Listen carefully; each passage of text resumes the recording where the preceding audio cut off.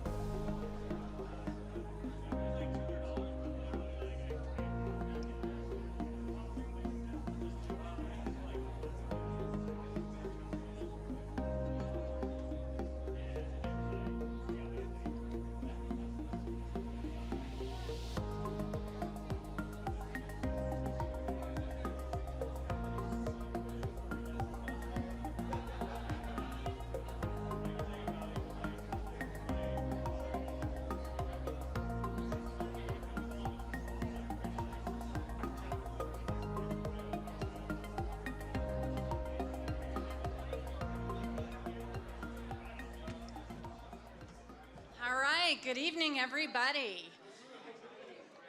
Welcome to the Art Hotel. I know there's lots of fun receptions happening. We got the fire terrace going on. We've got folks all throughout the hotel, but it's early and results are starting to come in, and we want to welcome you to the ballroom with our program. I'm Morgan Carroll. I'm chair of the Colorado Democratic Party. I'm really proud to be our chair. This state has a lot to celebrate. We're looking forward to a great night, and I want to introduce you to one of our heroines of the Colorado State Senate, someone who's well known for her work and her accomplishments far beyond her boundaries of Aurora. It is my privilege to introduce you to State Senator Rhonda Fields. Well, thank you so very much for that kind introduction. Good evening, Colorado! The polls have closed, and we are counting every single vote. But I can tell you, I'm proud to be a Democrat tonight. And when I think about all the candidates that's on the slate, they have done a marvelous job representing our values. And that's what democracy is all about. We have a government that's based on who we elect to govern. And that's what we're going to find out tonight. And I don't want to be too premature, but I'm feeling really good about the results. And the results are based on a lot of hard work. When you run a campaign and you put yourself out, it is not easy. It takes a lot of hard work. It takes a lot of discipline. It is a hustle to organize people to support you in your campaign. That means you're knocking on doors. That means you're making phone calls. That means that you're hosting events. We're doing everything we can to reach every single voter to support our candidates. And you know who they are. They start at the state level, the governor, the secretary of state, the treasurer, and we go on and on and on. And then we have our federal delegation. And then we have our local candidates and local ballot issues. All of that comes together for a night just like this. So each of you should be proud. You should be proud not only to be in the state of Colorado, but you should be proud about what we're going to accomplish and the progress we're going to make to keep Colorado moving forward. Thank you.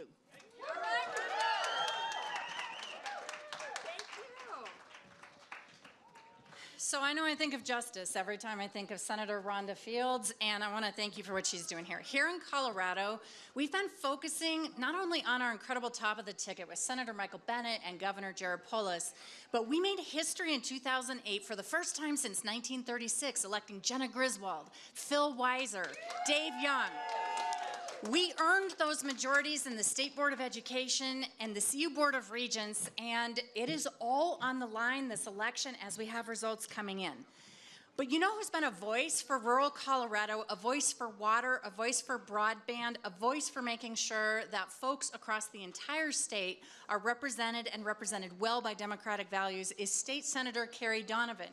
She has toured this state. She has been an absolutely dogged champion to make sure that the needs of rural Colorado are heard and addressed through our state legislature and beyond. It is my privilege to introduce you State Senator Carrie Donovan.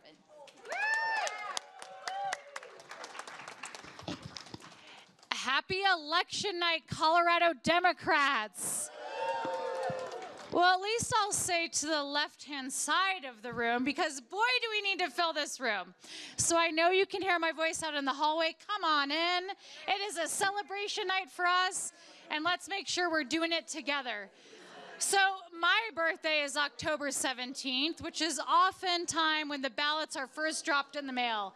And one of my favorite parts of the year has become GOTV. That is the time where we start fighting door to door to share our message about what we think the future of Colorado looks like. And let me tell you a story, a tale of two terms. When I got into the Senate in 2014 with the incredible leadership of Morgan Carroll, I served in the minority in the Senate. And we fought day after day to share the message of a progressive party. And what does being progressive mean? It means we talk about what could be, right? That's what progressive means. We talk about what could become in Colorado, not today, but what tomorrow will look like. And it was an absolute joy for 4 years to fight in the minority, to share what our message was and what we thought could Colorado be. And then we got in the majority in the state Senate, and then we had all three, and it was remarkable. Yes, yes, and it was hard. And then when we got to talk about what we saw and turn that into law, it was special days, day after day, week after week. We moved on climate change. We protected public lands. We did equal pay. We passed criminal justice reform. Reproductive rights. I mean, shout the issue that we had been waiting to pass into law, and we did that because we had the House, we had the Senate, and we had the governor. And what was also important, while we had those three chambers, and that's what it takes to take the law, we also had a Secretary of State fighting to make sure that everyone could vote. We had a treasurer who was making sure that those values were expressed in that office as well. And up and down the ballot, we saw Democrats taking that progressive message and turning it into action on the ground. And it made Colorado better year after year. So here we are, election night. Oh my God, it's so exciting. And because we're Democrats, we believe in making sure every vote's counted. Because we're Democrats, we know that Colorado is accessible, fair, and free elections. And because we're Democrats, we know that across the county tonight, we have hardworking clerks making sure that those ballots, that every citizen who has a right to vote, that one of the most sacred American values, is processing the ballot, making sure that those little ovals that we all filled in are translated into a statement of values about Colorado. What a remarkable thing that I think we don't often think about what that actually means, right? We sit at our kitchen table because we're in Colorado. We can register on the day of today because we're in Colorado. We get to sit with that amazing blue book because we're in Colorado. And we get to sit here tonight as people who share these progressive values and wait for these results to roll in and see what it actually means. If you signed up to text bank, if you signed up to knock doors, if you ran for office, oh my God, thank you. However you participated in democracy this year, today is the night where we get to see that all come to fruition, and what a blessing and joy that is. So, thank you all for being here tonight. Thank you for making sure that Colorado is this incredible, wonderful state where from Grand Junction to Lyman, from Fort Collins to Trinidad, from Sterling to Durango, from Meeker to Pueblo, we are all capturing all these voices from Pueblo, and God, we always do that. We mention Pueblo twice, don't we? It's because Leroy Garcia trained us well. Anyways, thank you, friends. Tonight is election night, but our work does not stop here as we watch these results settle in. Winner, if we are victorious or if we fall short, we know that tonight is a night where we celebrate democracy. So thank you for being a Democrat. Thank you for being here.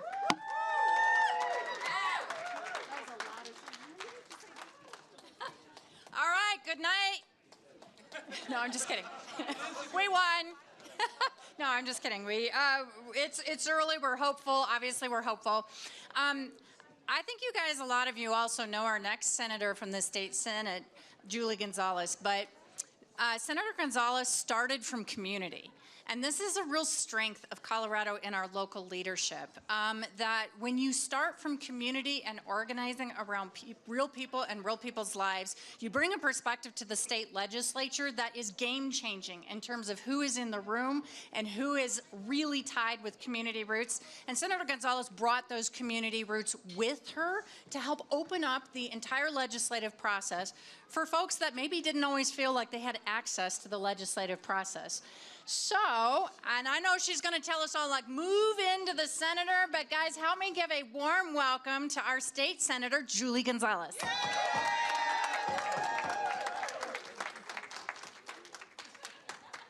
Colorado, how y'all feeling tonight? One more time, y'all. Colorado, how y'all feeling tonight? My name is Julie Gonzalez. What a joy to represent Northwest and downtown Denver in the Colorado State Senate. Y'all, we are here tonight because we have put in the work. How many of y'all convinced one other person to turn in their ballot? Make some noise. How many of y'all convinced 5 other people to turn in their ballots? Make some noise.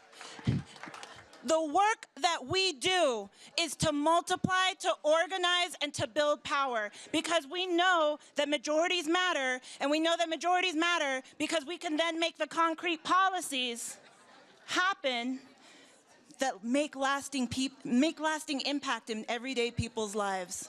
Whether we're talking about protecting our air, land, and water, whether we're talking about protecting the rights of immigrants, of the marginalized, whether we're talking about ensuring that every Coloradan can live with dignity and respect and live in the community where they work and thrive. Y'all, those are democratic values, and those democratic values are Colorado values.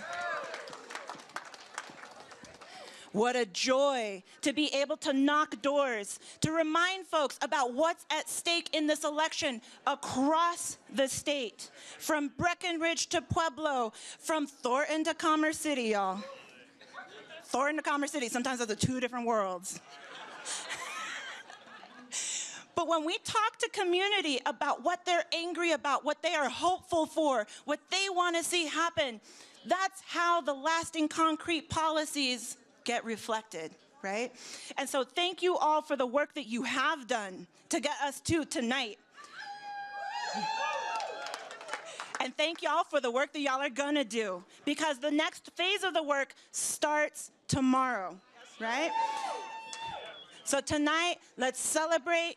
Let us enjoy each other's company. Let us honor the campaigns that each of the candidates have run. To all of the volunteers and the staff and the candidates and the community folks who took the time out of your lives to cast a ballot, to help another person cast a ballot, to ensure that everyone had the information that they needed. Y'all, when we come together, when we actually take the time to listen to one another, to hear each other, y'all, when we get together like that, y'all, we're unstoppable. Thank you so much for everything that you do to support each other and one another across this state. And so I am going to next introduce my colleague, another state senator here in the good state of Colorado, representing the east side of Denver. Give it up, y'all, for James Coleman. Hey! What's up, y'all? How y'all doing? Come on, y'all can do better than that. How y'all doing? Yeah. And who's excited about winning big tonight? You know what, it's one thing when you don't put in all the effort and you think you can win, but we put in the effort, y'all. Y'all knocked the doors. Y'all made the phone calls. Y'all raised the money. Y'all got out and made sure that the things that matter to us, that matter to community, were elevated. Give yourselves a round of applause. We haven't crossed the finish line yet, so we're going to continue doing the work. I just wanted to say, more than anything else, thank you. Because we get up here, we get a chance to be on stage, but at the end of the day, the power lies with the people. We wouldn't be in these positions unless you had elected us, and because you did the work to make sure that we could get the right folks in office then, you did the same work to make sure we get the right folks in office now. So thank you so much for your work. I want to give a shout out really quickly to somebody super special in the room. She's gonna hate this, but I want you all to give her some love. Miss Anna Jo Haynes, right here. Yeah. And let me tell you why. She's been fighting for generations to make sure that we have a great base to start at. You know, in Colorado, we now have a department that is specifically dedicated to early childhood education because of her work and the work of the legislature. Let's give it up for Anna Jo Haynes. And I'll tell you why that's so critical. Because in our party, we care about everybody, and particularly, we care about the least of these, the people who need help the most. Do you know that the base salary for a teacher in Denver Public Schools is $50,000? And the person who's incarcerated right now in the state of Colorado, one person, it costs us the same amount of money for a person to be incarcerated. 50% of the people who are incarcerated in Colorado will get out and go back in 3 to 6 months. We worked on policy this year to increase minimum wage for folks who are incarcerated, so when they get out, they have a job and they can transition back into the workforce. It's the kind of work that we do at that level, but also the work that Anna Jo Haynes does to make sure that we never have to go to those places. So thank you so much for the work you do. We're honored to have a diversity in the room. If you look around this room, now I don't know what it looks like in other rooms. I imagine that it doesn't look as diverse as this group. But when you look around, this is not just what the Democratic Party looks like. This is what America looks like. This is what Colorado looks like. It's a diversity of people, a diversity of thought. And we couldn't be anywhere else, wouldn't want to be anywhere else than with you all tonight. So I just wanted to say thank you. Thank you for supporting us to get this far. But y'all, we got so much more work to do. The job's not done. People still need housing. People still need health care. People are still unjustly incarcerated. Our kids still need a good education. Colorado is the place where we get things done. And Colorado is the place, no matter who you are, there's a place here for you. So I'm grateful to be able to serve with my colleagues, but in particularly, I'm grateful to be able to serve with an individual who is going to be, is it the second in history, African-American woman to be elected to the CU, you see how I'm doing like Obama, board of regents, black woman. She is somebody who has lived the experience that many of us have. She is somebody that being in the position that she's about to take on is going to not only increase diversity, but increase opportunity. She is somebody who has been through, who has served, who has worked, who has done the work, and is more than deserving. And she's not just going to be the best black, she's going to be the best person, period, for the job. And we're excited for what she's bringing. Help me welcome Wanda James.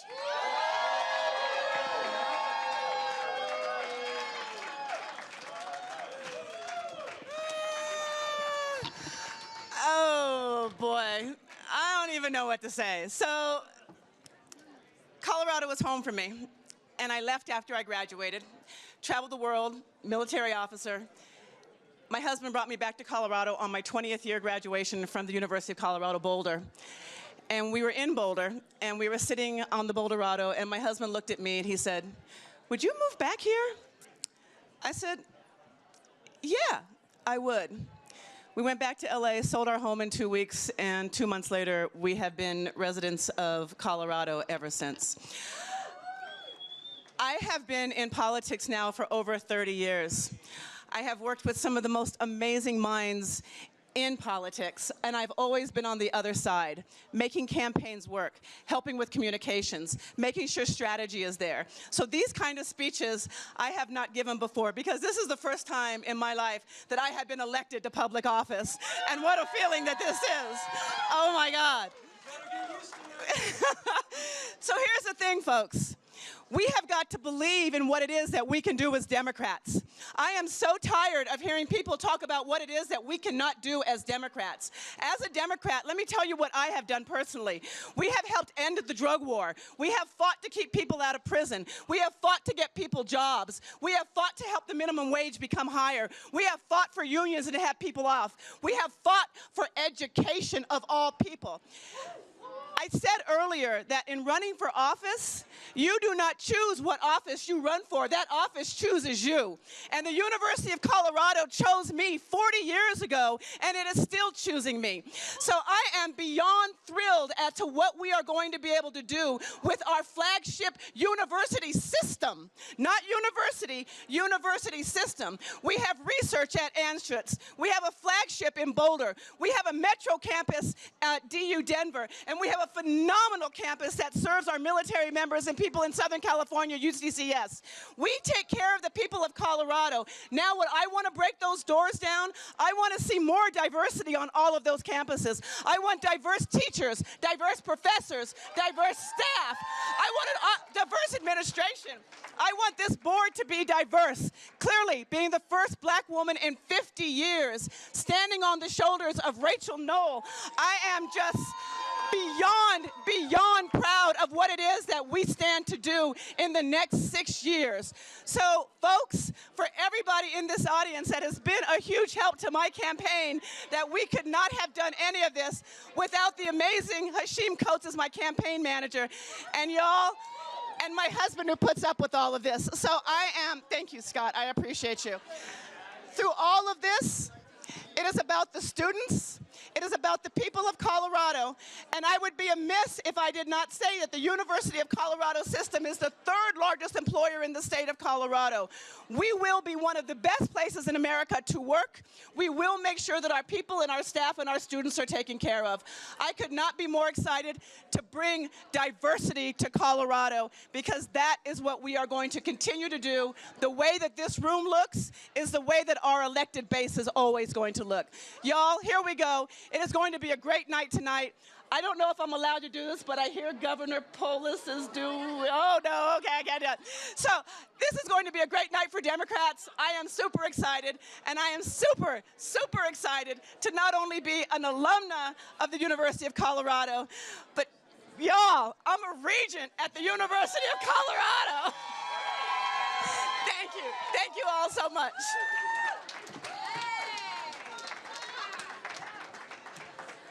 Let's hear it for Wanda James, 1st Congressional District, CU Board of Regents. So, we have a special guest that's joining us that is trying to keep the sanity for the entire country for the sake of the House, and has had no easy job of dealing with our counterparts in the Senate. Without any further ado, I want to introduce you to our Congresswoman for the 1st Congressional District. Please help me welcome Congresswoman Diana DeGette.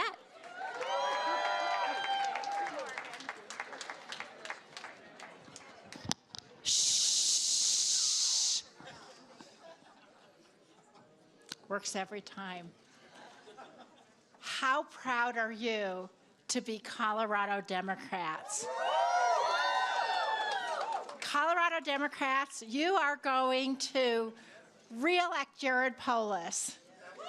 You are going to re-elect Michael Bennett. You're going to re-elect people over there, I'm telling you. You're going to re-elect Phil Weiser as Attorney General. You're going to re-elect Jenna Griswold. You are going to re-elect the entire ballot, and you're going to keep the House and Senate. I want to thank you so much for re-electing me to my 14th term in the U.S. House of Representatives. And I'm going to tell you, I'm going to make the DeGette prediction right now. And the DeGette prediction right now, you're going to give me 2 new colleagues on the Democratic side of the aisle, Brittany Pedersen and Yadira Carvalho. And they're going to help us keep the House Democratic. Guess what? The blue train goes right through Colorado. Yesterday, I was on the bus with all of the other electeds. Oh, excuse me, I forgot somebody, and I never like to forget him. Dave Young. Dave, we wouldn't have fiscal sanity if we didn't have Dave Young. So, I love Dave. So you can see these returns nationwide. You can see the unrest of the nation. But Colorado leads the way, and we are all so proud to be Colorado Democrats. So I just want to talk about something, folks. Shh. This is what I want to say.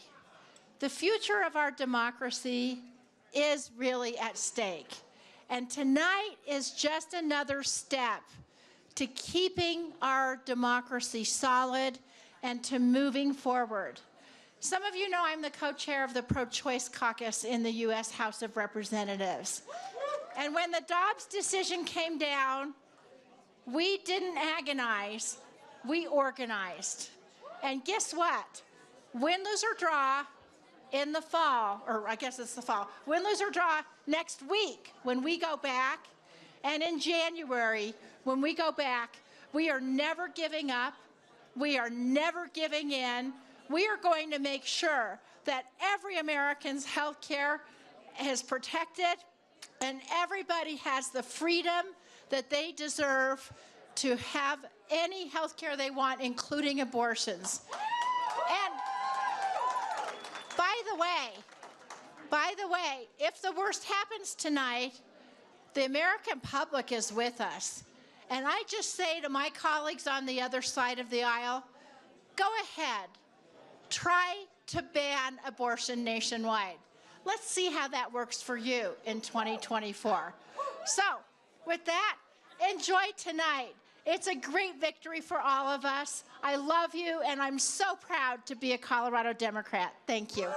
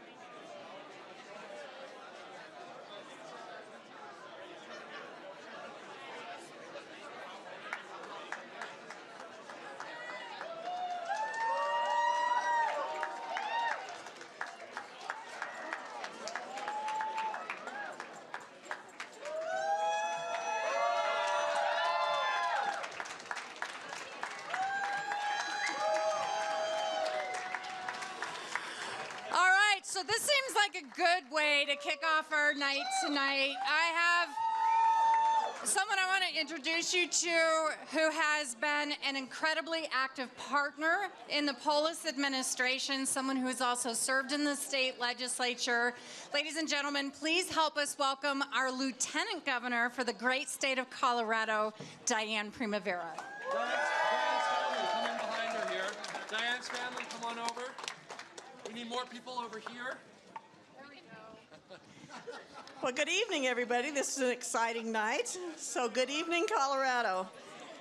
I just want to let you know that the race has officially been called for governor of Colorado.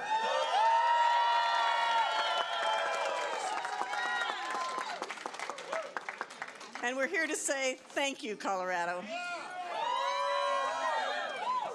Governor Polis and I are so proud to call Colorado our home.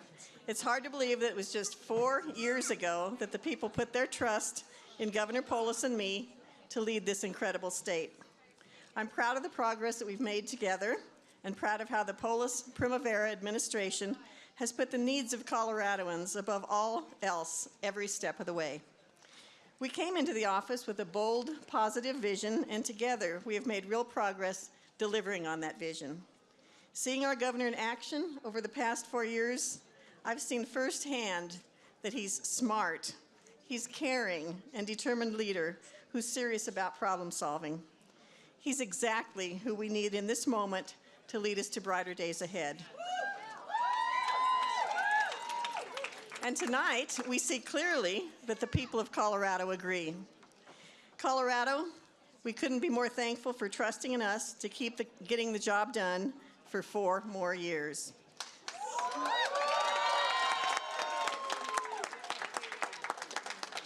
So I want to take a moment to thank the amazing campaign staff and volunteers who knocked on every last door, texted every last voter, and planned incredible events all across Colorado. So please give them a round of applause.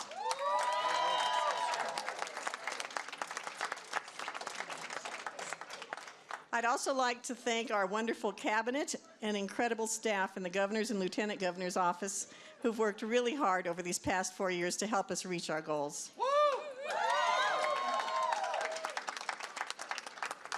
And I also want to thank the loves of my life, my daughters and grandkids, for being here with us tonight,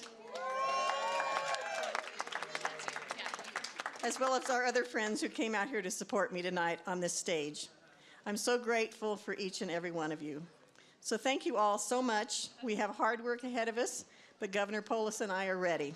So now it's my pleasure to welcome the best governor in the nation, our governor for the next 4 years, Jared Polis. Diane Primavera, everybody. Thank you to our Lieutenant Governor, to the team. Tonight, we've proven once again what a special place Colorado is, a place where we truly value decency and hard work, where we fight for our freedoms and we strive to ensure that every single person has the opportunity to succeed and get ahead. Truly, a Colorado for all, where there's room and a place for everybody to be themselves. I'd like to thank my opponents, Heidi Ganahl, Daniel Neuschwanger, all of the candidates who fought races and brought forward their ideas. Now we must all come together to move Colorado forward. I'm so deeply honored that the people of Colorado have chosen to share in my belief that Colorado's best days are still ahead. As we plan for what's next, we draw from the lessons that got us to this outcome tonight. The fact is, we did something simple. We focused on issues that really affect people's lives, and we delivered real results. We focused on lowering costs and more freedom. We led with rational, data-driven COVID policies that supported personal freedom and responsibility and resulted in Colorado having the 9th lowest COVID death rate in the entire nation. We created free full-day kindergarten and universal preschool, which launches next fall. Not only Not only important for every child, regardless of their background or where they live or who they are, to get a strong start, but it also saves families $5,000 a year, and that's what folks need right now.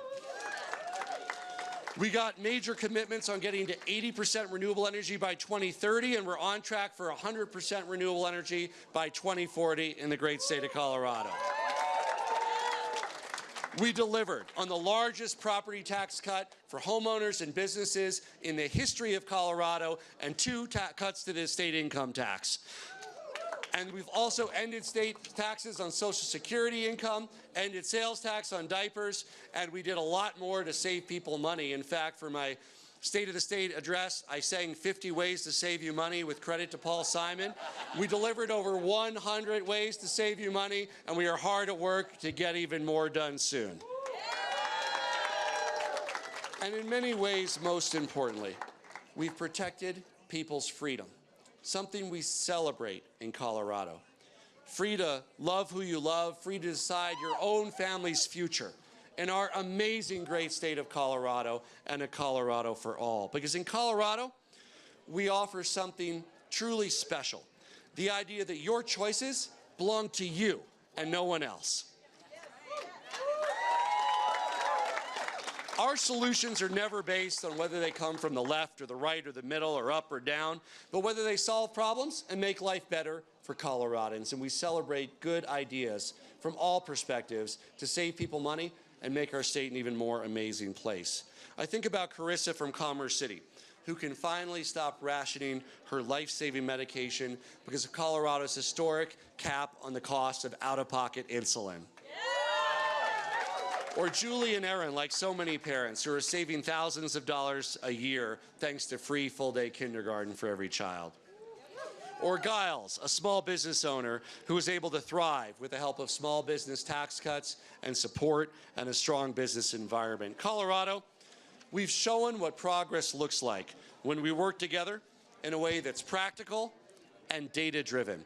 And we've proven that saving people money and protecting our freedom is a great way to bring people together across our state and across our nation. And to me, that's what leadership is all about. It has been the honor of my life to have served as your governor for the last 4 years, and it will be my honor to continue serving as your governor for the next 4 years.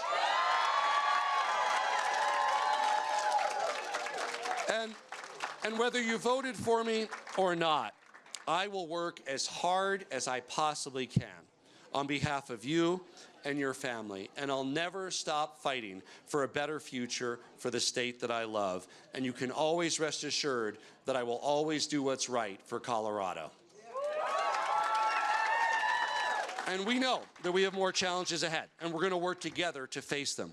We're going to use every tool that we have to save people money on education, community college and college, healthcare, housing. We need more affordable opportunities to live near where jobs are, for purchase and for rent, so that your hard work creates the opportunity to build an even greater life for you and your family in our state, because we are the best state to live, to work, to raise a family and retire, and we're going to work hard every day to make Colorado an even more amazing place. We're going to continue to make our communities safer by investing in law enforcement and preventing crime before it happens. We're going to continue to aggressively tackle clean air and climate change, preparing for drought and wildfires while creating good-paying jobs and making Colorado a safer place for everyone. As we take on this work, I couldn't ask for a better partner than our Lieutenant Governor, Diane Primavera.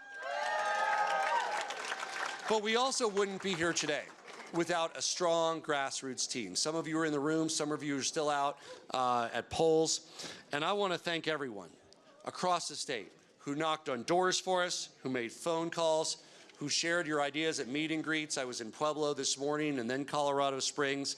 Great reception. And I also owe a huge thanks to the members of my cabinet and our amazing staff, many of whom are here from the Capitol office and the campaign. Let's give our team a great round of applause. And there are so many staff members who've done such great work, but I want to give a particular shout out to my incredible, talented Chief of Staff, Lisa Kaufman.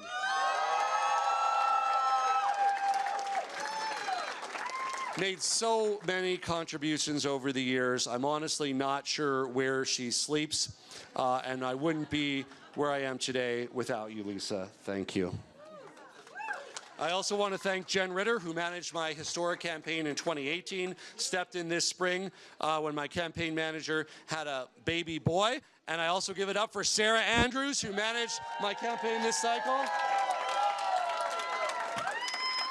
It's hard, Sarah, for me to be in a campaign and run the state, and you made that possible by running the campaign. Thank you for your great work. And of course, I want to thank my family.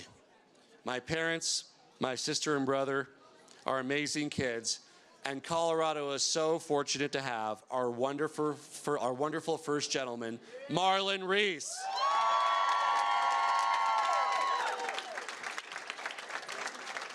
Colorado, your trust in me means more than I can even possibly put into words.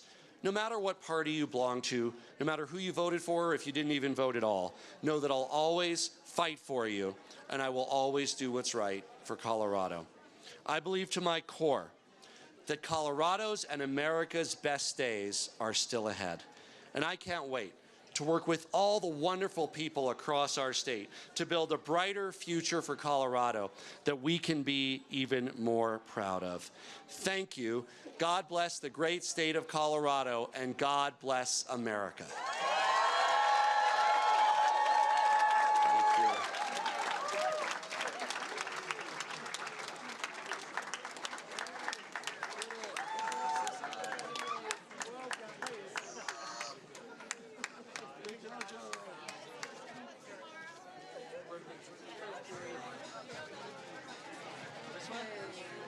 Thank you, everybody.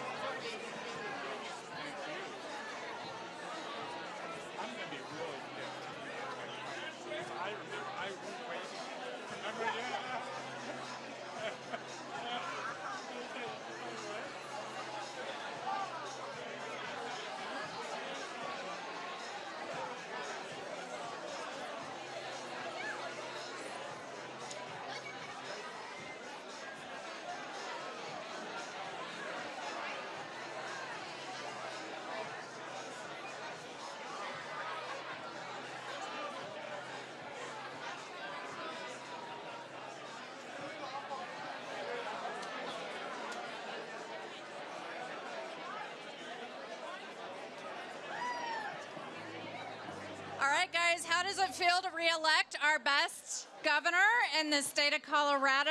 Pretty good way to start off an evening. So our next special guest comes to us from the 2nd Congressional District and has hit the ground running for Colorado and across the country. He has been leadership. He is going to continue, I think, and I hope to be leadership. And when it comes time to representing Colorado in the House, he has had our backs. He has been leading us on the way through. Help me welcome our congressman from the 2nd Congressional District, Joe Neguse.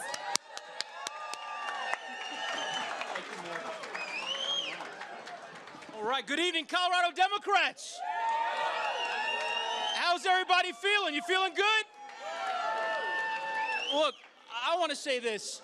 4 years ago, I was elected to my first term to represent the 2nd Congressional District of the greatest state in the United States of America, and to have the responsibility to fill the very large shoes, those blue sneakers that you've seen on television the last couple of months, left by my predecessor, then Congressman Jared Polis, who now is our governor and who Colorado re-elected tonight decisively.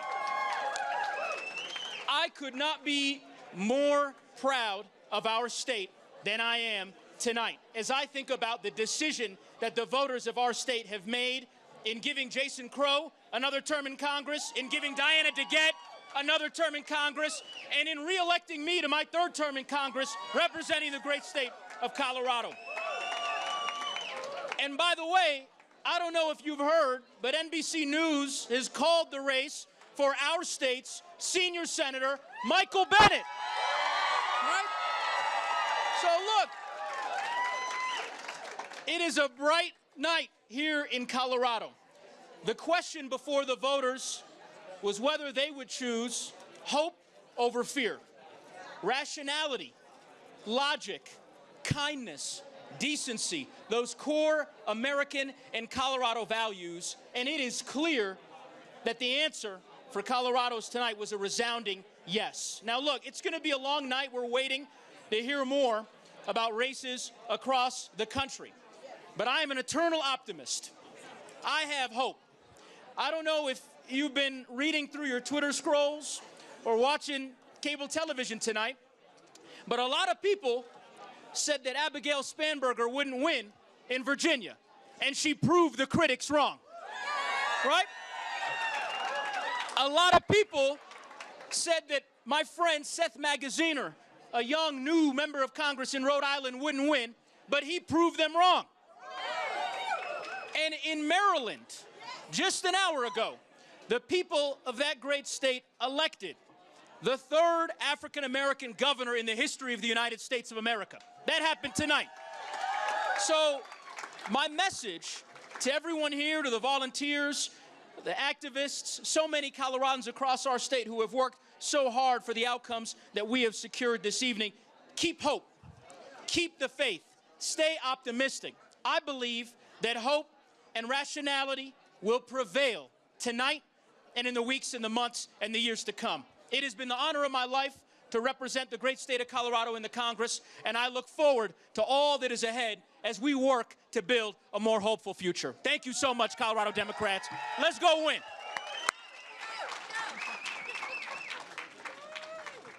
Oh, God, how can you just not be proud of our state and our elected officials in this state?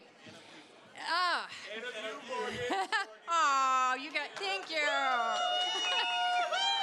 So we're going to take just a moment to realize that everything starts locally. And as important as these national races have been, we're really going to be teeing up for a lot of very critical municipal and school board races coming up next year. And so every level of office affects our life. It's my privilege to introduce one of our school board members for the Denver School Board, Ayante Anderson. Welcome. Hello, Colorado Democrats. How are you doing tonight? Oh, y'all sound like the Republicans tonight. How are y'all doing tonight, Democrats? I come bringing great education news because right now it's looking like Kathy Plomer is heading to the State Board of Education. Right now it's looking like Rhonda Solis is heading to the State Board of Education. And now it's looking like kids will eat for free in the state of Colorado because of Colorado voters. I come bring greetings from Denver, Colorado, as the Vice President of the school board, the youngest African American to ever be elected to public office in the state of Colorado, and the President of the Black Caucus of state school board members across our state. And we just did something monumental for black women and black girls for the first time in 50 years. Wanda James is heading to the CU Board of Regents. We will have a black woman getting ready to represent us in our values. This is our opportunity because Morgan Carroll and the Colorado Democrats delivered for Colorado Democrats and the entire state. We're winning big. Lauren Boebert is even losing her election right now. So let's continue to make monumental gains. Let's continue to make sure that our state is represented through the diversity and making sure that our campaigns and the people that we run can look like Colorado. Our staffers can look like us, like Hashim Coates, who just won Wanda James's race. That's the people we need running our state. So let's continue to do this. And in the words of President Barack Hussein Obama, yes, we can, yes, we did, and yes, we can. Thank you.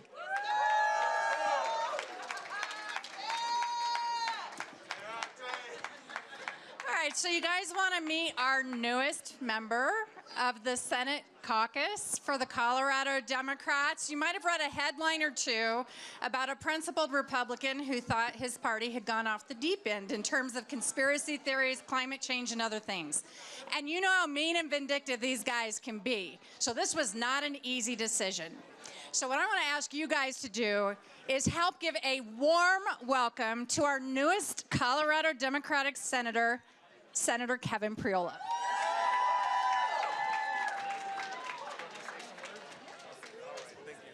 Thank you so much. It's been really great the last few months to be part of the Democratic Party here in Colorado and helping candidates, especially in Adams County and Jefferson County. I am very hopeful that we will have, there will be at least 20 of us in the Senate so we can go to work for the people of the state of Colorado and fix things and solve problems like all the voters have asked me through the years. So again, thank you for being so warm and kind, and I think we're going to have a great night. Thanks again.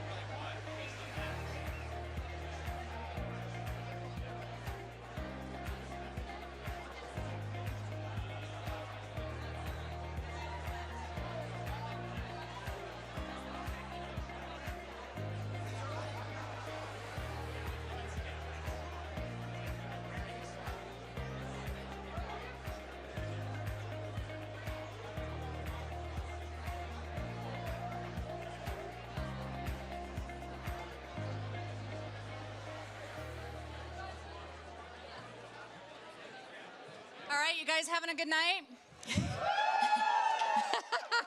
So we've got a great lineup of folks for you to continue to hear from, but I want to take the chance for you to meet for our senator who's not on the ballot this cycle, but who helped Colorado last time get that narrowest of majorities for the Democrats in the United States Senate. Folks, will you help us welcome our U.S. Senator, John Hickenlooper.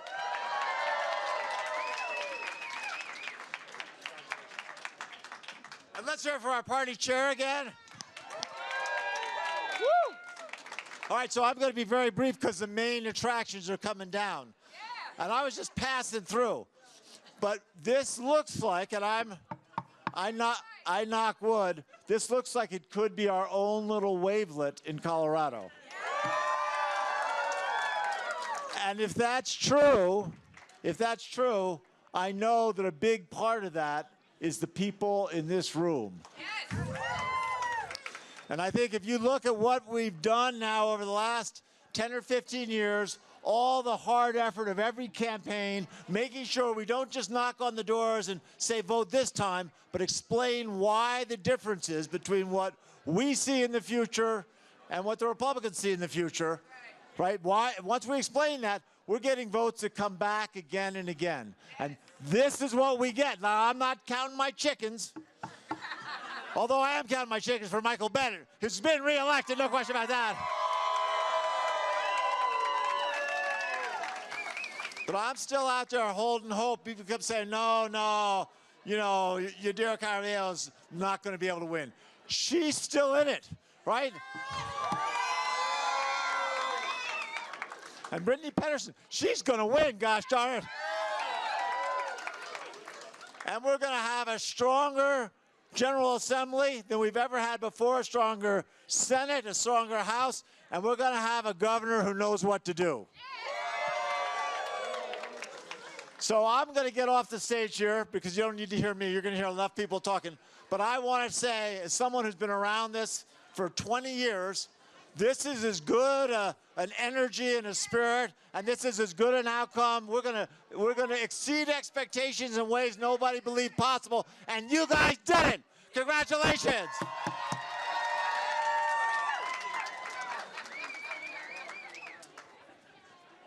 All right. So, was telling you we got an amazing lineup for you guys tonight.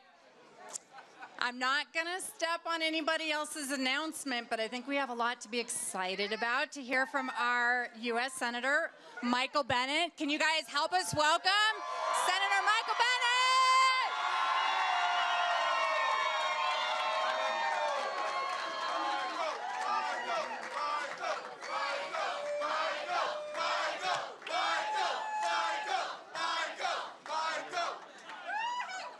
Well, what a beautiful election day in Colorado. The day couldn't have been more beautiful, the weather couldn't have been more wonderful, and the outcome could not have been better. I want to acknowledge Joe O'Dea, who called me to concede and to congratulate me after 8 o'clock. And I told him, he said, I hope you do what's right for the state of Colorado. And I said, that's all I ever want to do. And we agreed to stay in touch. But I told him, and I want to tell you, that I appreciate the fact that he stepped up and ran for office. It's not an easy thing to do. So let's give him a round of applause for his willingness to run. I want to thank my family, first and foremost, Susan, my wife Susan, and my daughters, Caroline, Helena, and Ann. And Susan, I want to thank the Women with Bennett that Susan organized and put together with Cassie Carlson. They made a huge difference in this election. I want to thank my campaign team led by Justin Lamort. He did an incredible job. They did an incredible job. There he is, right over there. If you're looking for a campaign manager, that's the guy that you want. And I want to thank my Senate staff, both here in Colorado and in Washington, D.C., led by Amy Friedman, who's done just an amazing job.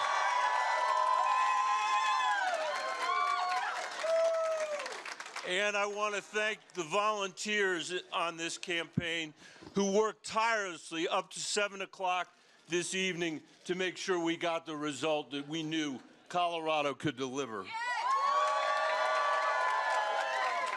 It's been such a privilege to travel this state over the last few months with the other elected Democratic leadership who now know that they have won their races. Our great Governor Jared Polis, the best governor in America. Joe Neguse, Jason Crow, Diana DeGette, Phil Weiser, Jenna Griswold. We're still waiting to hear Dave Young's treasurer's seat called, but I am absolutely sure he's going to come through. Brittany Pedersen in CD7. And I want you to give a round of applause to Ed Perlmutter for the amazing job he did serving this state.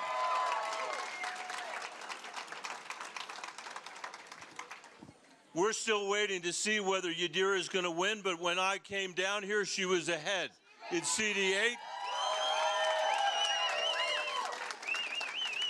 I hope she wins. I've been living in Adams County wanting her to win. And Weld County.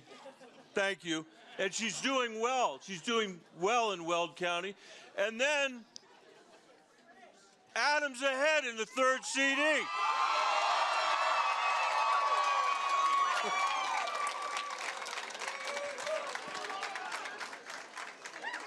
Let me just say a few words since I have you here tonight. And what I want to tell you, thank you. Thank you. What I want to tell you is why we won this campaign in Colorado. And we won this campaign because we told the truth from the beginning to the end of this election. We said the same things in red parts of the state and blue parts of the state. In our primary and our general election, we told the truth. And we focused on the struggles of working people in this economy. And some of you have heard me say this a million times, but if I had to summarize my town halls in the time that I've been in the Senate, it's very easy to do it. And this was before we were dealing with the inflation we're dealing with now. It's families coming and saying, Michael, we are working incredibly hard. We're killing ourselves. And no matter what we do, we can't afford some combination of housing, of health care, of higher education or early childhood education we can't save. And this is the anecdotal reflection of an economy that for 40 years has worked really well for the top 10% of Americans and hasn't worked for anybody else. And this was not an accident. There's been a 40-year Washington consensus since Reagan basically was president that said we're going to privilege people in our society that want to make stuff as cheaply as possible in China or Southeast Asia over lots of other choices we could have made, like our own supply chains, like our national security, like being able to earn a decent wage in the United States of America. And as a result of those policies that Washington still has not corrected, as we stand here tonight, we have the worst income inequality that we've had in a century in the United States of America. We are the richest country in the world, and we have the third highest rate of childhood poverty in the industrialized world. And I think that's unacceptable. I think that is unacceptable. We have to change that. That's why I was so glad when we included my enhanced child tax credit last year and passed it, and we cut childhood poverty in America almost in half last year. We cut hunger by a quarter. You know, and we've done some really important things that we've been fighting for a generation, like capping drug prices for seniors at $2,000, requiring Medicare to negotiate drug prices on behalf of the American people. Finally. and passing a climate and energy bill that's going to be able to reduce costs in this country. It's going to enhance our national security. And finally, we're going to drive emissions down. This country is now positioned to lead the entire world in this transition we have to make over the next 25 years, and Colorado is positioned to lead the country.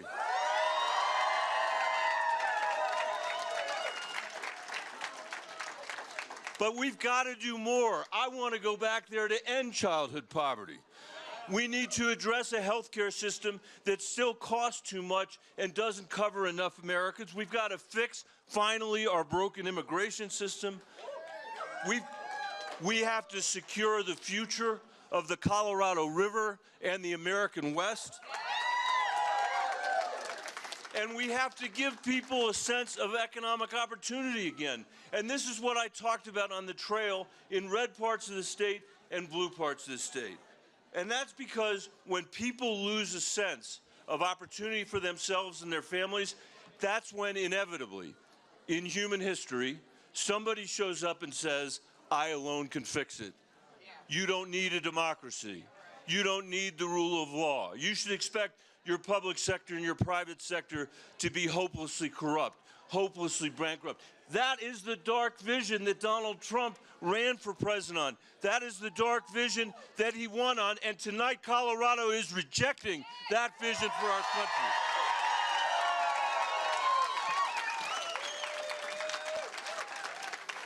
And we don't have a minute to lose, Colorado, because damage has already been done, because Donald Trump got elected under those circumstances, and he appointed 3 right-wing judges to the Supreme Court, and they stripped us of our first constitutional freedom, our first constitutional right since Reconstruction. And we cannot let the Supreme Court be the last word on a woman's right to choose. We can't do that. We have to elect pro-choice majorities in the Senate and the House. So I had a nice call from President Biden tonight. To my surprise, and actually it turned out, it was to my surprise, he had just walked his dog and he hadn't taken his hat off. And they sent me a photograph of the hat he was wearing, the baseball hat he was wearing, and it was his Camp Hale baseball hat. You all know the story in Colorado, the story of Camp Hale, which now has become this administration's first national monument. And the story is an amazing Colorado story of some of the greatest mountaineers and some of the greatest skiers in America came to Camp Hale to train in the 10th Mountain Division. And some people who had never seen snow before came to train in the 10th Mountain Division. And for 2 years, they trained on that mountain. I met the son of one of the Camp Hale vets who said to me, he said, when you see that mountain, think about my father, because he said, that was the coldest son of a bitch I ever climbed. And they took 2 years to train, and then they went to northern Italy, and they shocked the Nazis and pushed them out of northern Italy, and that was the beginning of the end of World War II.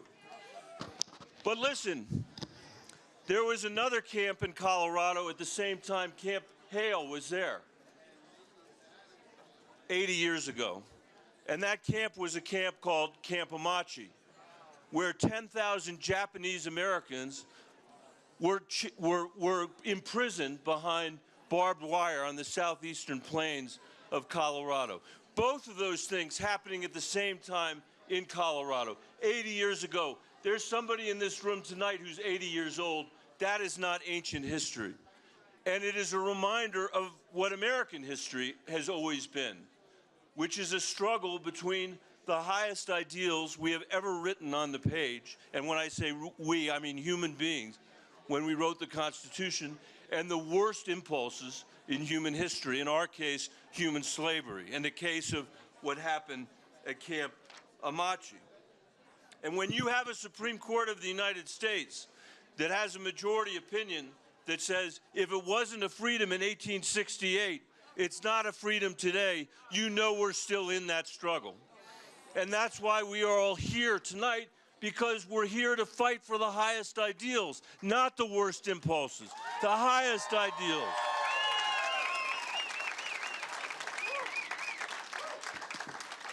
And when politicians that actually know better run on the big lie, you know the struggle is still in front of us. When people don't have the opportunity they need and our democracy is at risk as a result, that struggle continues today. But now we know what I have always known, which is where Colorado stands. Colorado stands for our highest ideals. We stand for opportunity. We stand for democracy, for an economy that grows for everybody, not just the people at the very top. And that's the future we can build together. And it's not going to be easy, but that's no reason to give up. We've never given up. It's a reason to roll up our sleeves and go to work, to keep working, to keep pushing, because this is a fight worth having. It is a fight we have to win. And I want you to know, Colorado, I will be with you every single step of the way. Thanks for being here tonight. Thank you for everything that you're doing.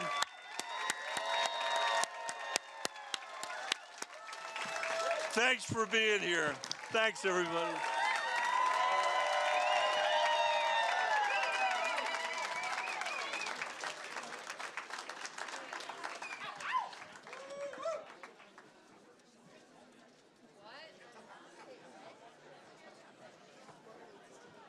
Okay. Can I say a word about you? I didn't. You always do. Thanks for everything. Are you about to come up and talk? Okay, so thanks. Hey, everybody, can I get your attention? I don't want to spoil the surprise by saying who's coming up here to talk. I do want you to put your hands together for a round of applause for our incredible party chair, Morgan Carroll, and the work she has done, the job she has done over the past years. We couldn't have done any of this without her. Morgan, thank you.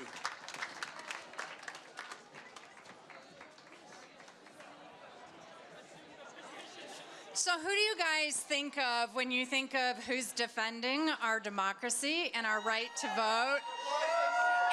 It's not a trick question. Who do you think has had to weather the strangest of conspiracy theories? You would never think it would be such a hard road to toe just to simply stand up for our right to vote in our system. So I'm going to let you help guess who our next speaker is. But as we are thinking about the rights we have in Colorado, and who's showing the country how to do voting right, please help us welcome our best Secretary of State in the United States, Jenna Griswold.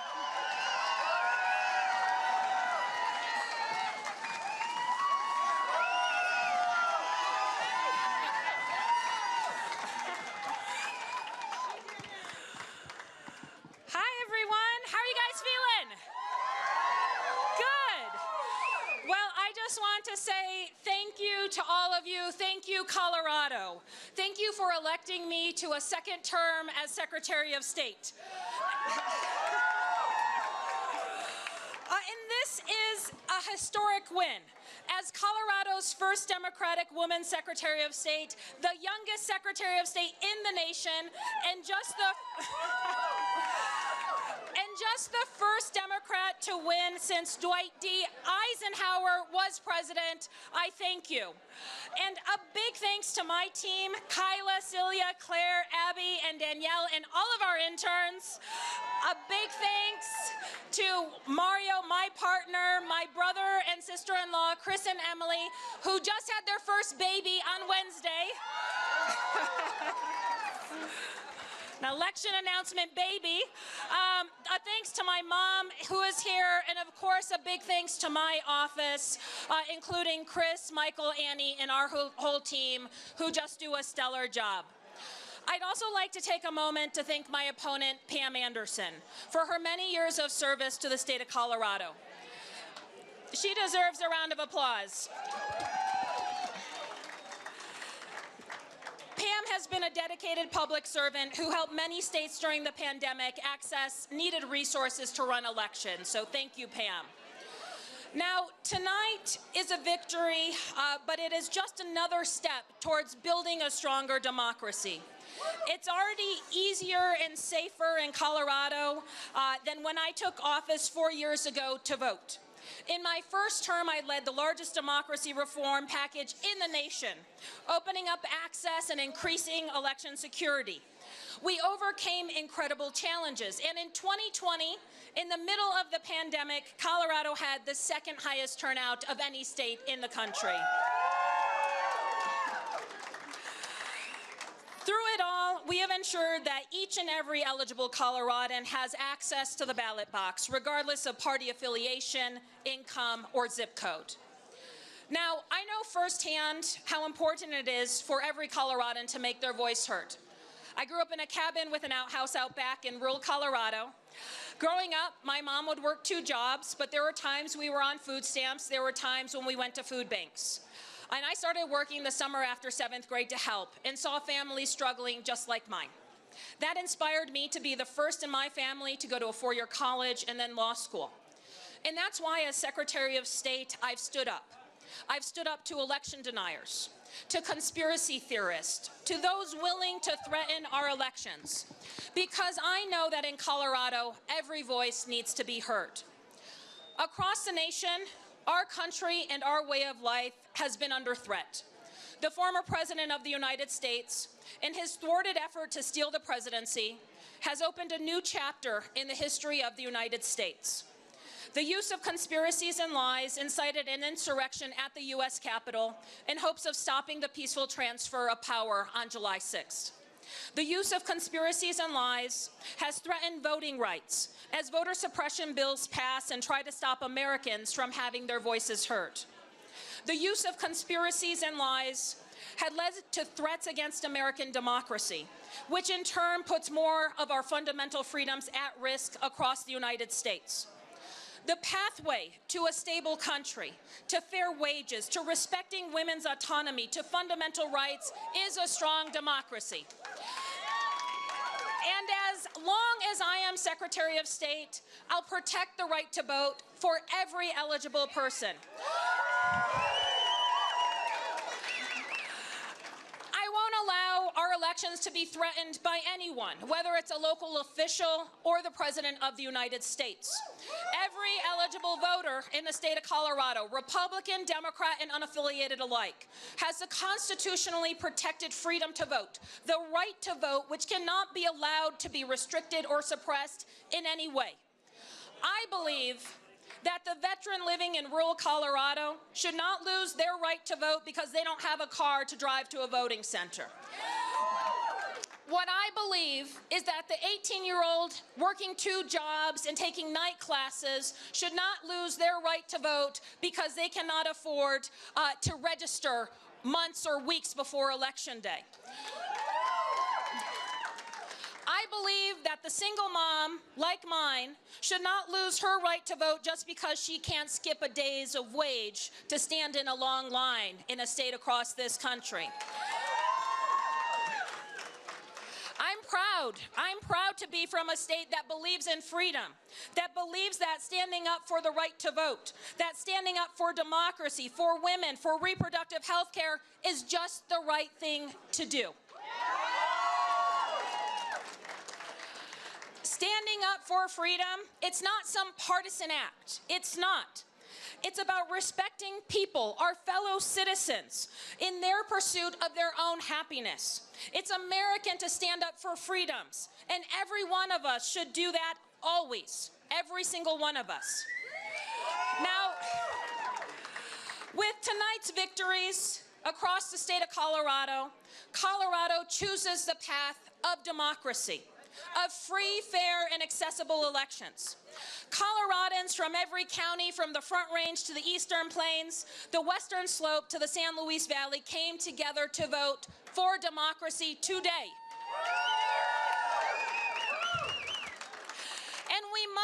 together, not Republicans versus Democrats, but as Coloradans, as Americans, to reject extremism and ensure our government is working for every single one of us. In my next term, we will continue to protect and expand every Coloradan's right to vote. We will push back on the election conspiracies that threaten our nation, and we will continue to make Colorado's elections the gold standard in America.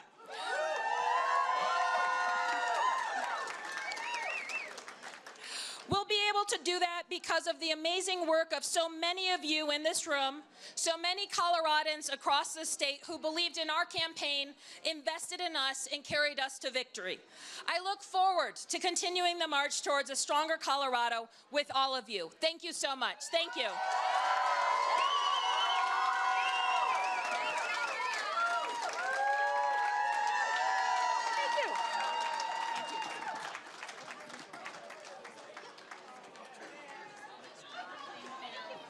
All right, let's hear it for our Secretary of State, Jenna Griswold.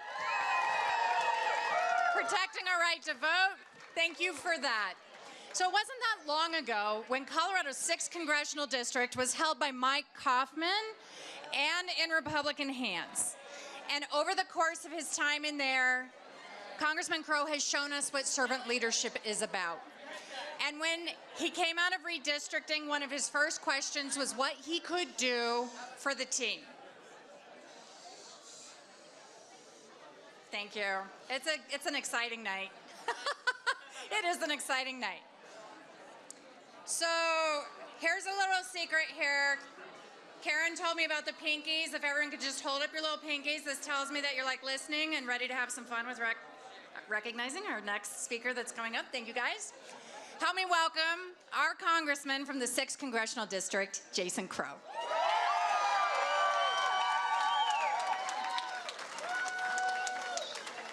Let's give it up for Morgan Carroll. Woo! We did it!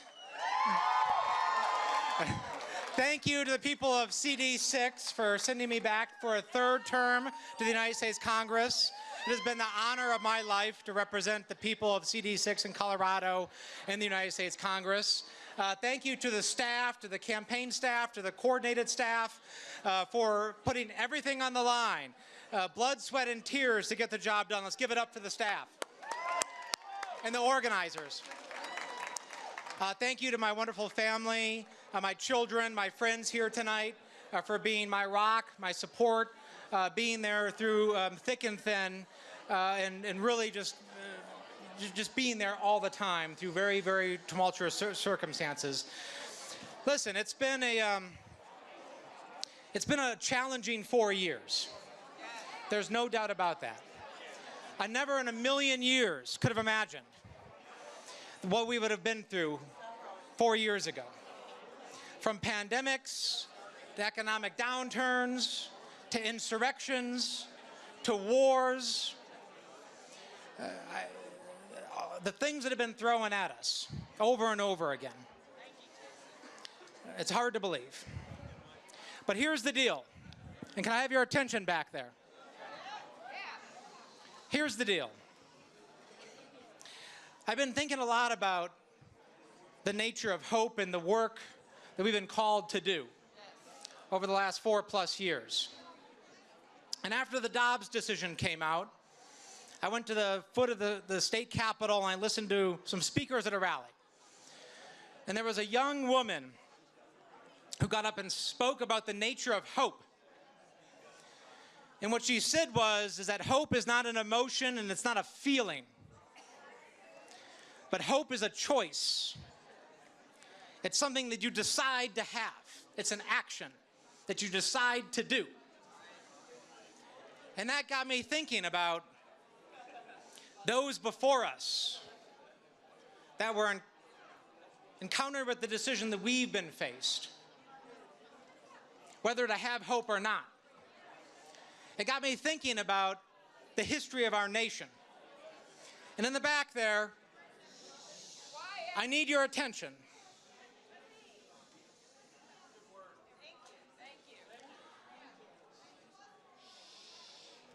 Our history of a nation is a history of progress that only happens when it's pushed. There is no forward momentum of progress in America. It does not happen on its own. It never has and it never will. The history of progress in America happens because people fight for it, they work for it, they sweat for it, they bleed for it, and they sacrifice for it. That is when progress happens in America. From the suffragettes that fought for a century for the right to vote, for the freedom riders who were beaten and killed for the right to vote and be treated as a person, for my fellow veterans who sometimes lose hope during time of war. All of them had the decision. What do we do? And they didn't lose hope.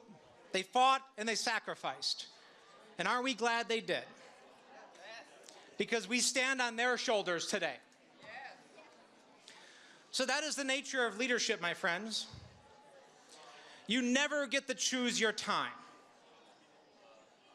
There isn't anybody in this room who woke up at any point in the last 5, 6 years and said, I want to live in an era of political extremism.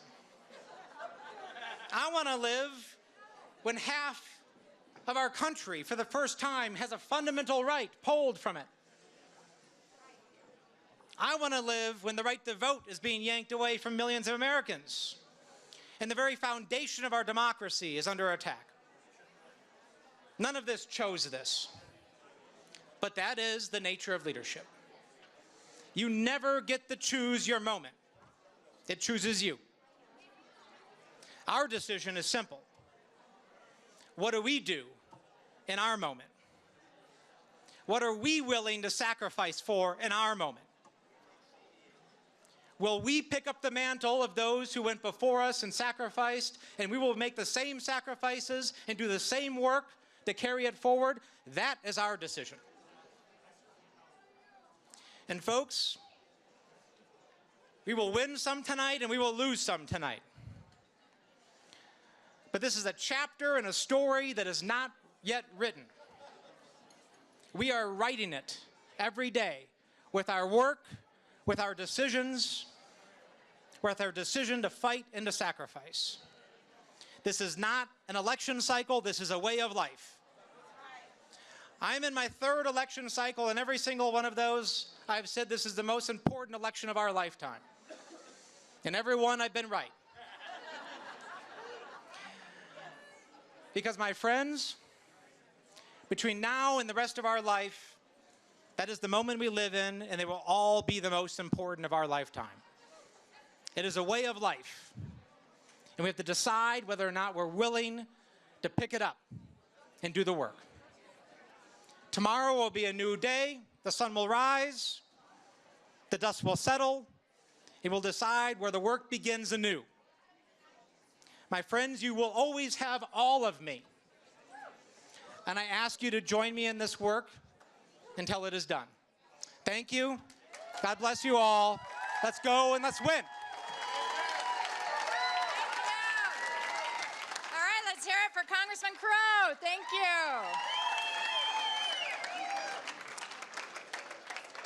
So, one of those rarely won seats in Colorado has been won and won again this evening by none other than our state treasurer, Dave Young. And if you haven't met Dave, he really loves his job.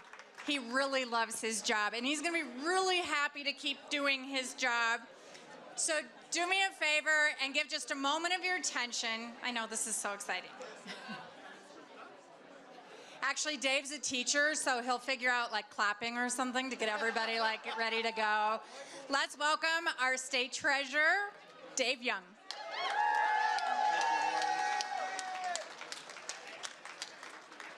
Morgan, thank you for the job you've done. What an excellent job the Colorado Democratic Party has done supporting all of us. So thank you for the hard work. Karen, thank you as well.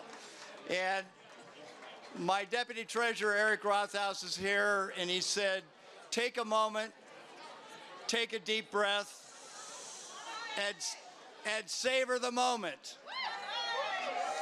And I am going to do that right now because this is a hard-fought battle, but I want to thank so many of you. I look around this room that have pulled for me all the way along, and I particularly want to thank the voters because, you know, amazingly, you win elections because people vote for you.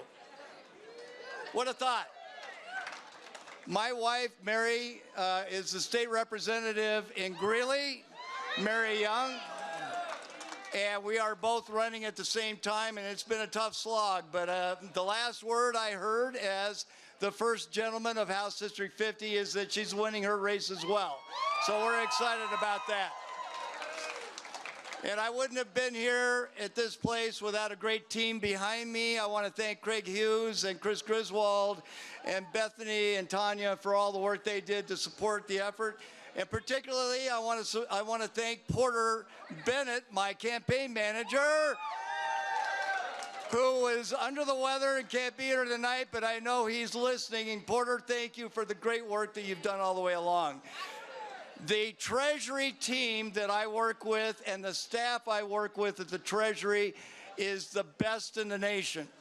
And Eric Rothaus, Leah Marvin Riley, Sheena Cotty, we have a great, great team that actually supports all of us in the Treasury, and I want to thank them all for the hard work that they do.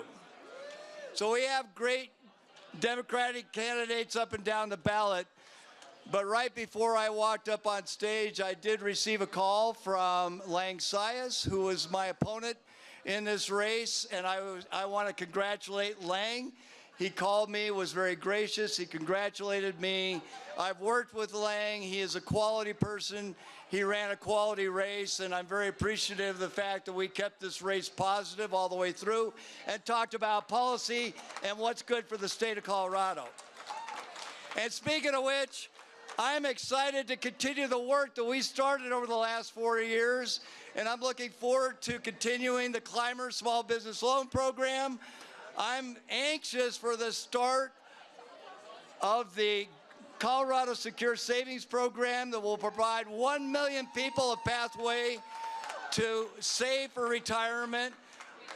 My goal is to lift everyone up in this state. Doesn't matter where you live, what part of the state you're in, doesn't matter what party you are a part of. Everybody in the state needs to be lifted up because I want a state that can thrive, not just survive. And so in the next term, I'm going to be working on those things, and I'm going to be working on infrastructure.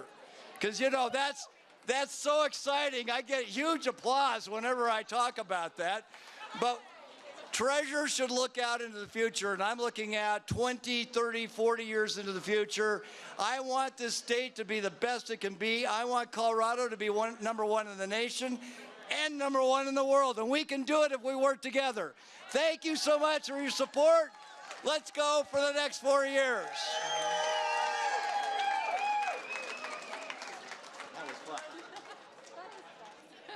That was fun. Karen, our executive director, has a secret where she can get Dave to like jump up and take his photo mid-air, so I think this is gonna still happen.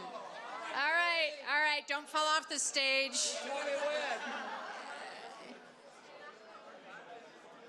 Woohoo! All right, that's our victory jump right there.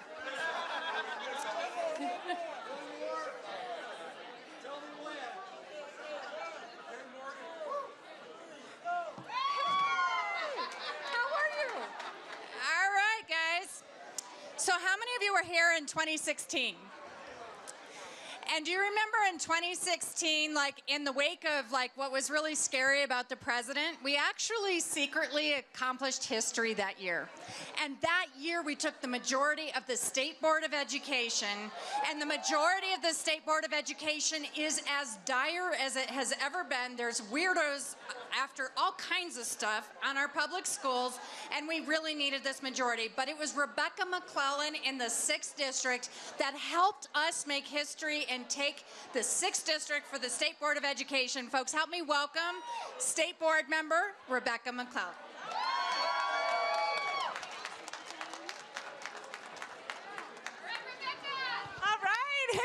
Thanks, Rachel.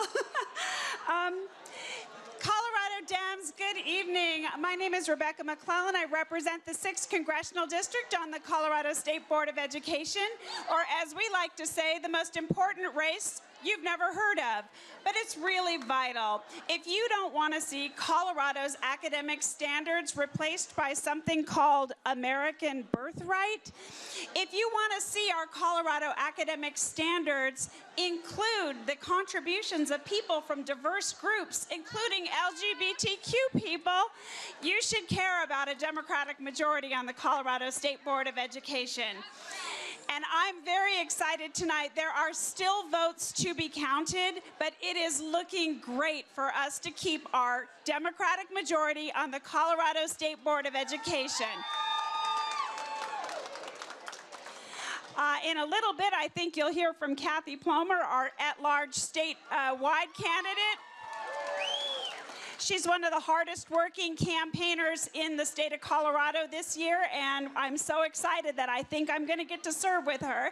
Also, I want to thank Joseph Shelton for running a very important race in Colorado Springs and holding feet to the fire. Thank you, Joseph, for running a good race. I also want to say the night is young, and we keep hitting refresh to see if Rhonda Solis is going to be joining us. Fingers and toes crossed for Rhonda Solis in the 8th Congressional District. We need her too. I just want to say that I'm especially proud to continue the work of expanding academic excellence and opportunity for every Colorado student. I want to thank my husband, Jim, behind me. And he's been a huge supporter, and the entire coalition that helped to make this possible. Democrats, if you carried the Democratic slate, can I tell you thank you from the bottom of my heart for carrying the Democratic slate. It makes a huge difference in these down-ballot races. And I also want to thank Molly Lamar for putting herself out there, and I want to assure her supporters and her voters that my commitment to academic excellence and opportunity for every Colorado student will be steadfast and continue. Thank you so much, and I hope to be serving you for the next 6 years. It's looking great. Thanks, Colorado Dems.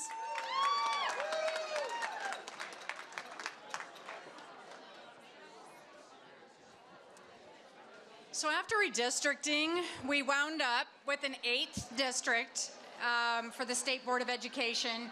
But in order to have an odd number, we wound up with a new at-large position for the State Board of Education.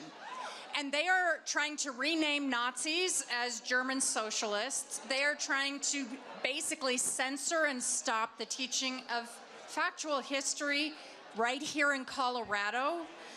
The seat right now that lets me tell you that the future of our education in this state is in safe hands was our candidate, Kathy Plomer, State Board of Education at large. Help me welcome and thank Kathy.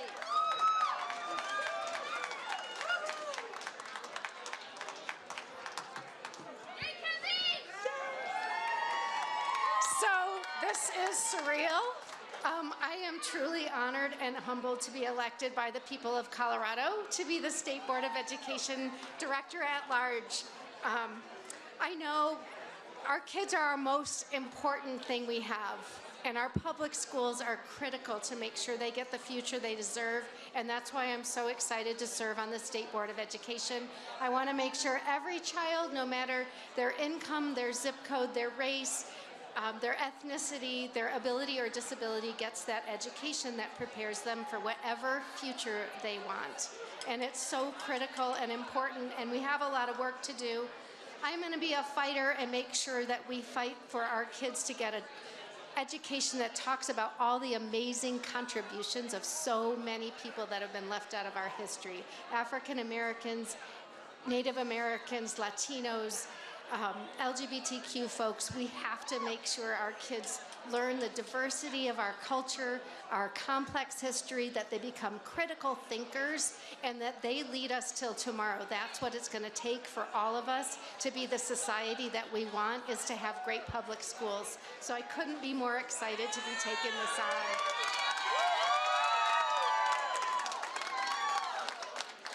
So when I decided to run, I really didn't grasp what it meant to run statewide. But I have loved meeting so many incredible people. There are people with amazing hearts doing community work across our state that's benefiting kids and people who are in need. And I loved meeting all of them, and I want to partner with all of them as a member of the state board. My office was not well known. My favorite line on the campaign trail was I was running for the most important seat no one had ever heard of. But we're here and we did it. I have so many people to thank. My family's behind me, my husband Jeff, my son Will, my daughter Lauren. My daughter Julia couldn't be here, she's in Chicago, and I miss her and know she's cheering from there. I also want to thank my small but mighty campaign team. Jack Johnson and Elise Nelson are here. Yes, Andrew Short was a great help. Alana Spiegel. This is the person who talked me into running and got me into this and has been with me every step of the way. So thank you, Alana. She's a CU regent and couldn't have done it without her. I had a great team of women leaders. Leslie Smith, Lisa Escarga, Carla Esser, Kathy Gebhardt, Tina Marquis, Lori Albright, Yvonne Bradford, Shad Murab also helped, and then teachers. Callie's here from AFT, Amy Baca-Oler and CEA, and CASE, the first time in years. They haven't made any endorsements. They endorsed in this race. So I had the support of the education folks. And then Morgan Carroll and Kieran and Howard Cho, the Democrats all pulled together. And it was fantastic, and got to ride on the bus with all the great leaders who have already announced. And they were a team. So everybody lifted each other up, which is the Democratic way. So thank you all. I'm super excited to take this opportunity, and I will work with everyone and lift up the students that need it the most. And we've got to do it all we can for our kids. And so thank you. Thank you. And thanks to all the volunteers too. Bye.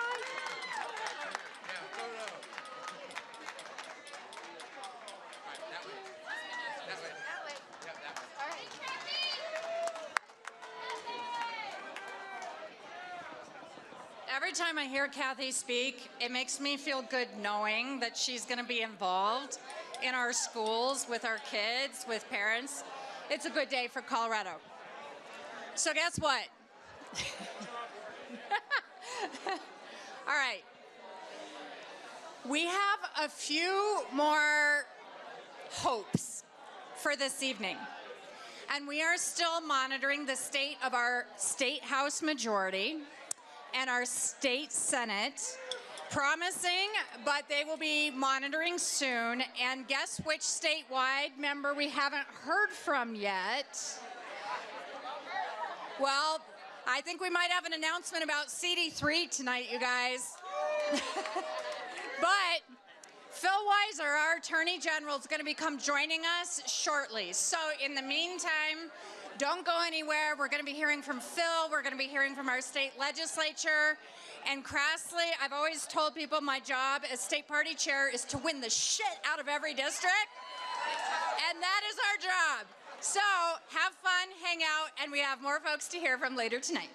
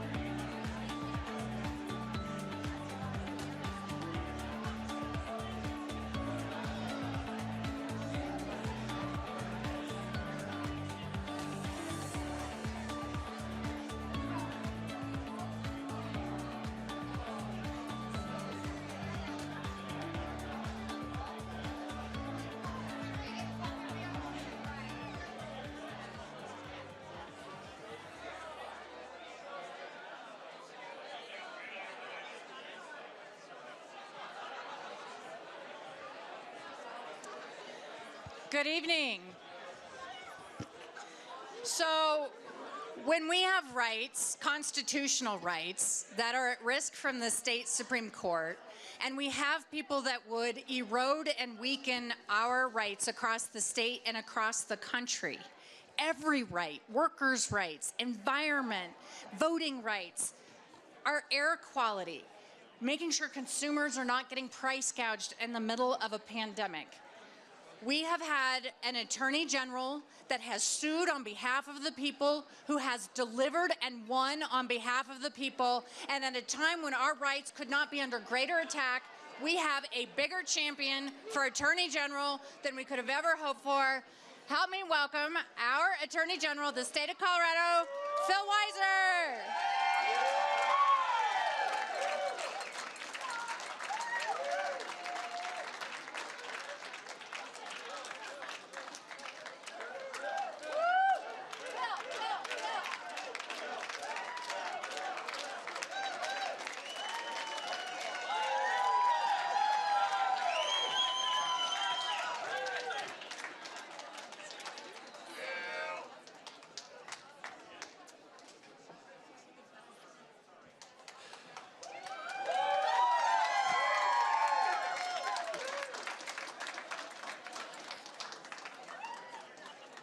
Thank you, Colorado.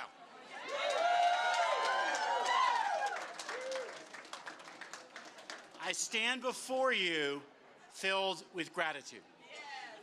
Appreciation for all of you who've invested so much into helping us make this journey a reality. From the bottom of my heart to all of you, I deeply appreciate you.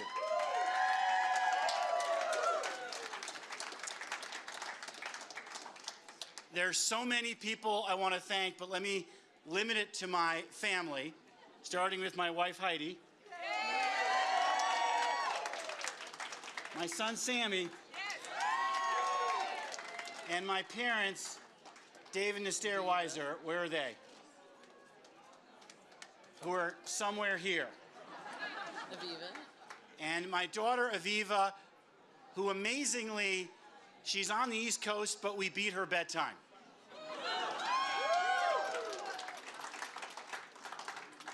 Where are my parents? My family story, as you know, is one of hope and optimism. My mom was born in a Nazi concentration camp on April 13th, 1945. And 1 week later, she was liberated by the U.S. Army.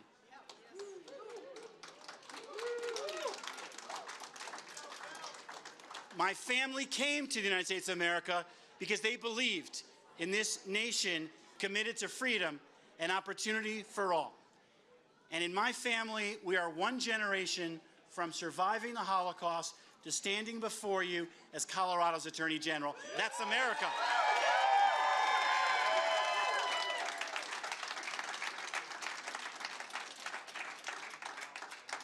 I often think about my grandmother's resilience during these challenging times.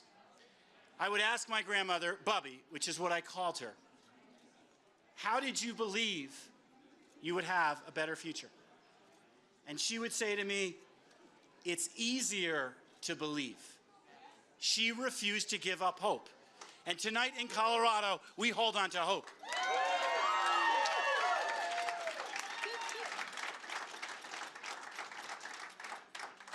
Colorado, as we know well, is truly a special state.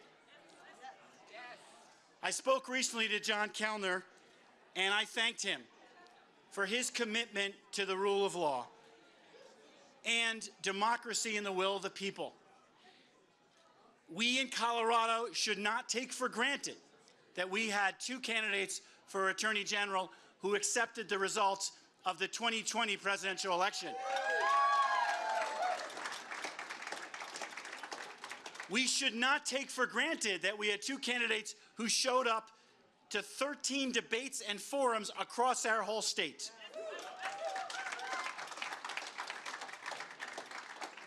We know that our democracy is facing great strains, and in Colorado, we can and we must be a beacon for our nation. Just last week, we lost a friend of mine, a friend of many of ours, Minority Leader Hugh McCain. We will honor Hugh in a couple days, and it's worth remembering how he represented what is best about Colorado: a commitment to problem solving, a kind spirit, and someone who built authentic relationships. As I continue to lead, I will hold on to Hugh's memory as a blessing. I am grateful that my Republican predecessor, Attorney General Cynthia Kaufman, supported me in this journey.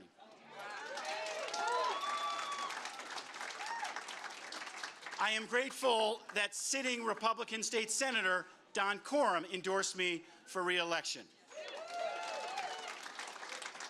And I'm grateful that former Republican House Speaker Russ George is on our team. Let's recognize how special this is. In Colorado, we gather in friendship. We work hard to build relationships on trust, and we make sure that every single voter in Colorado knows that they count and they matter to us.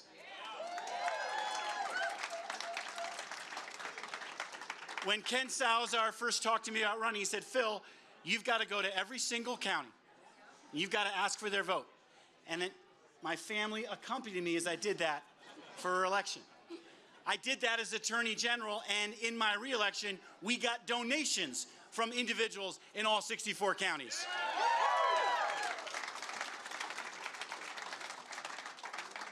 Four years ago when I was here, I talked about my commitment to serving as the people's lawyer.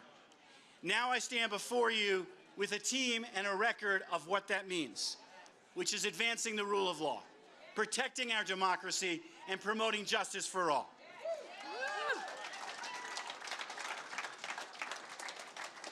We have more work to do in a second term.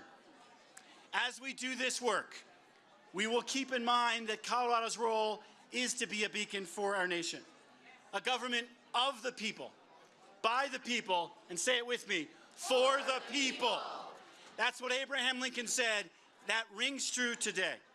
And as we do this work to perfect our union, it's important we do it without demonizing others, without ever condescending to others, and without ever forgetting all the people who are experiencing trauma and challenges who we can lift up. As it says in Scripture, we are not obligated to complete the work, but we are not free to desist from doing our part.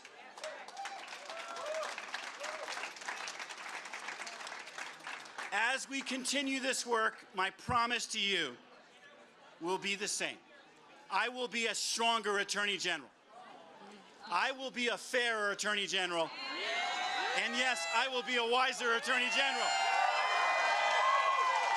Thank you, Colorado.